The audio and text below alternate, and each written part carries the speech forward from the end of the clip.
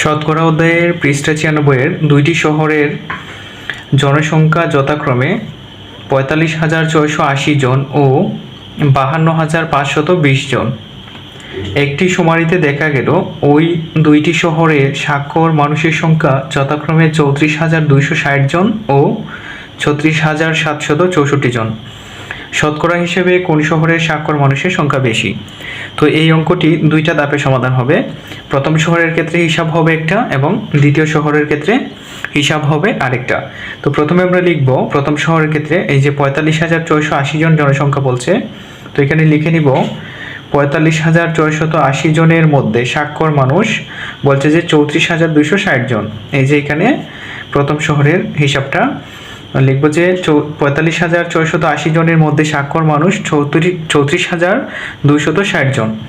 সুতরাং একজনের মধ্যে স্বাক্ষর মানুষ ৪৫,৬০০ দিয়ে যদি আমরা ৩৪,২৬০কে ভাগ করে দিই তাহলে একজনের মধ্যে বের হবে। এবার বলছে যে শতকরা হিসেবে শহরের জনসংখ্যার বিষয়টা, তো আমরা লিখব যে ১০০ জন, অর্থাৎ শতকরা মানে হচ্ছে ১০০ জনের মধ্যে লিখব ১০০ জনের মধ্যে স্বাক্ষর মানুষ। একজনের মধ্যে যতটুকু পেয়েছি এই ভগ্নাংশটিকে আমরা ১০০ দিয়ে গুণ দিয়ে দিব, তারপরে হয়ে যাবে যে ১০০ জনে কতজন স্বাক্ষর মানুষ।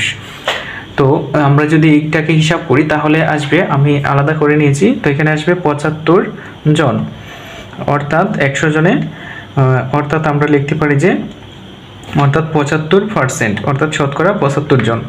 তো এখন দ্বিতীয় শহরের ক্ষেত্রে ঠিক একইভাবে আমরা লিখে নিব যে ৫২,৫০০ জনের মধ্যে স্বাক্ষর মানুষ ৩৪,৭৬৪ জন। সুতরাং একজনের মধ্যে এই যে ৩৪,৭৬৪কে ৫২,৫২০ দিয়ে ভাগ দিয়ে দিব, তারপরে লিখব যে ১০০ জনের মধ্যে একজনে যতজন পেয়েছি ভগ্নাংশটি এটিকে আমরা ১০০ দিয়ে গুণ দিয়ে দিব, তাহলেই বের হবে ১০০ জনের মধ্যে কতজন দ্বিতীয় শহরের ক্ষেত্রে। তো এটির উত্তর হবে ৭০ এত জন, অর্থাৎ ৭০%। তো আমরা লিখতে পারি অর্থাৎ ৭০%, ১০০ জনের মধ্যে ৭০ জন হচ্ছে গিয়ে স্বাক্ষর মানুষ। তো এখন এখানে বের হয়েছে আমাদের ৭০% এবং এইটাতে বের হয়েছে ৭৫%। দেখা যাচ্ছে যে প্রথম শহরে স্বাক্ষর মানুষের সংখ্যার বেশি, অর্থাৎ শতকরা ৭৫ জন বা ৭৫%।